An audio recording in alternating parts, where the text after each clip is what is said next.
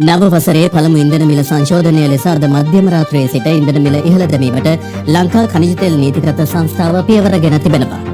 Octane 92 වර්ගයේ petrol ලීටරයක මිල නොවෙනස්ව පවතින අතර ඔක්ටේන් 95 වර්ගයේ පෙට්‍රල් ලීටරයක් රුපියල් 5කින් ඉහළ දමා තිබෙනවා.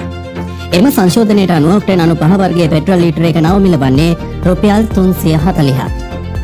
ලංකා සුදු ඩීසල් ලීටරයක මිල රුපියල් 2කින් ඉහළ දමා ඇති අතර ඒ අනුව එහි නව මිල දැක්වෙන්නේ රුපියල් 279ක් ලෙස.